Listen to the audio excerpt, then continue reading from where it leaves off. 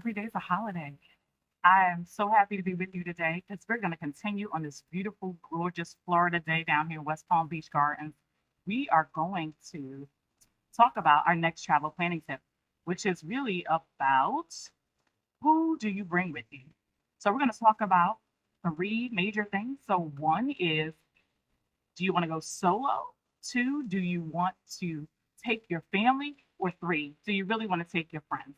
And who you take can really make or break your actual vacation. And so I this year will be doing lots of solo trips. And one of the things that I like about solo trips, especially as a caregiver, is it's all about me on those trips, right? So my purpose is to do some self-healing, to read, to get creative, to really spend time with myself, just spend time with God too, and just work on my spiritual side. And so traveling solo for me is great for that. But traveling solo is good when you just don't want to think about other people. So you don't want to have to ask, hey, what time do you want to go for dinner? You don't want to have to coordinate with other people. And sometimes, quite frankly, like you really had enough. Like you really have done all the peopling that you need to do between work and home and everything else in between. And so you definitely want to just take some time for yourself. And today I'm actually doing that on a daycation that I have for myself. So I just had a massage and I'm out here at the Moon Thai restaurant, one of my favorite restaurants that I like to go to after I have had my massage. So traveling solo, nothing wrong with it. It is great to do something for yourself and to recharge and replenish so that you can be present for those other people in your life that are important and you don't show up in the wrong way. You show up in a great way and you show up as your best self. And so sometimes those solo trips can be helpful. One of the things that I would say that is a con really for solo trips, besides the fact that I oftentimes miss my favorite travel partner, which is my dad, who is my dad, um, is really safety, right? So sometimes safety is a concern, and other times it isn't. So one of the reasons that I like cruising so much is because it's really I've always felt safe no matter what cruise I was on. You know, if you stay in the port, you're basically things are going to be fine. And being a New Jersey girl, I have no problems with kind of going outside depending on what port that is. Others may not be as comfortable. I would say that I would take more group tours, do a less of the solo, hey, jump in a cab by yourself and go out tour. However, you know, safety is something that you can research before you go ahead of time to see what the place you're going is like. I would go stay in Lisbon, Portugal by myself on any day. It's a wonderful country. And you'll see videos about Portugal in the coming few months, years, whatever. We're going to do some more about Portugal so that I'm sure you'll fall in love with it just as I have. So, yes, I got rid of the sheet. So, yes, the other way that I like to travel is actually with my family. And so, my family, most times, the people that are ready to go is my dad. As he says, let me check my schedule. Anytime I ask him, does he want to go anywhere since he's retired? He definitely is my number one travel partner. And since I was a kid, he has always, always, always been there for me to travel with. And it doesn't matter if it was a small vacation, going fishing, or just taking a ride down to the Jersey Shore. It was a great experience. And so we continued that tradition uh, all the time. And so it's something I definitely enjoy. Now, I have to say that I've done several group family trips. And so one of those things is it's definitely a learning experience. So I would just say, make sure you know how your family reacts in stressful situations before you take a family trip. Now, if it's your kids with you, you know how crazy or non crazy that they are before you get there. I've had experiences where I didn't know that my family was crazy. I did not know that teenagers and 20 somethings could have meltdowns. I didn't expect people to stop talking to people on the trip. I didn't expect all that came along with that. So I would say what I did learn is that there's certain types of vacations that I would take my family on next time. It may not necessarily be a couple of weeks in another country, but it would definitely be a cruise where everyone can have their own space, do their own activities. So they weren't around each other pretty much all day. So I definitely would look at the family members that I take on a trip with me make sure that I'm mentally prepared for all of the crazy that could potentially come along with it, the different personalities, the meltdowns, etc. And so I definitely would look at that when I consider the family.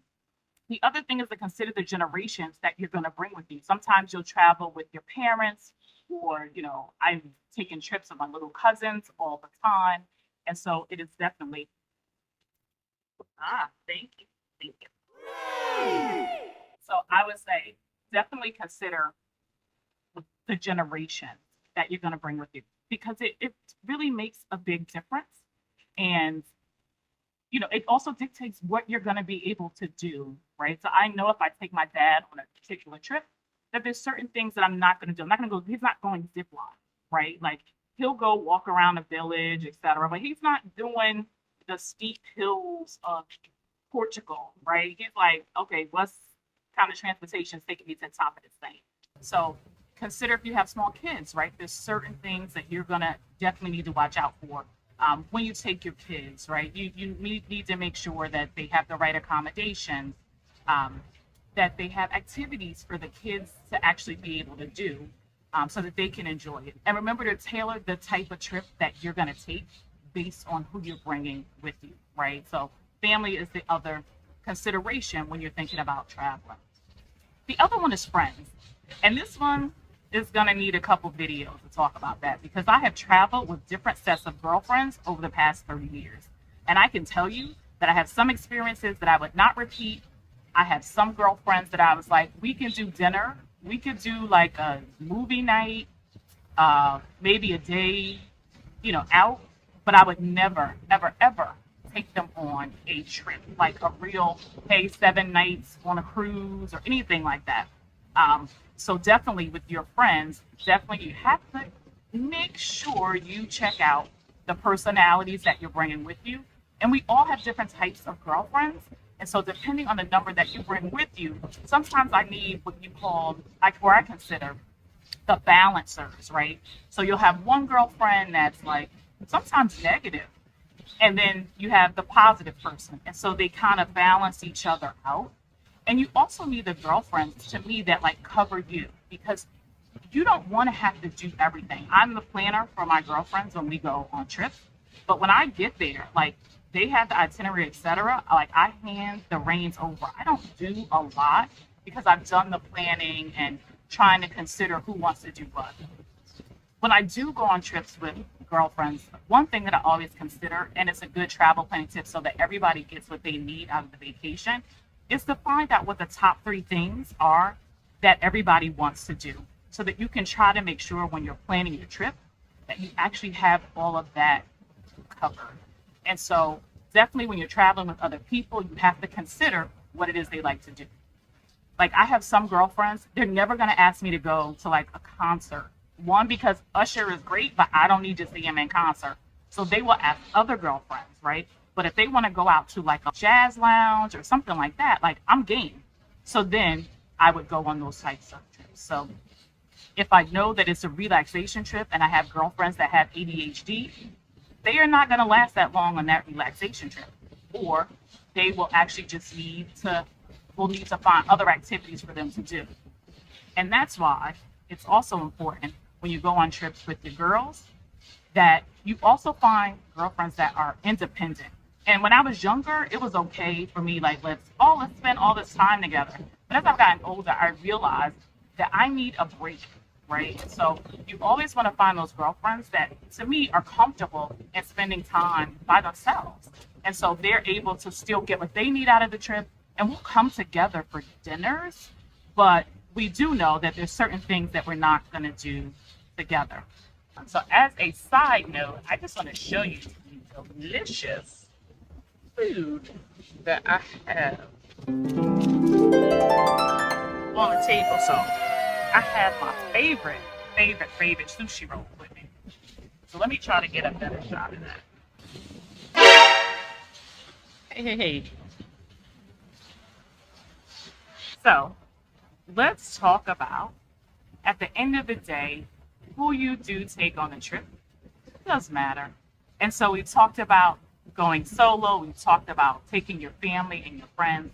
But the most important part is that you take the vacation that's right for you and that you make sure you know about the people that you take with you, that you choose wisely, because that can literally make or break your trip.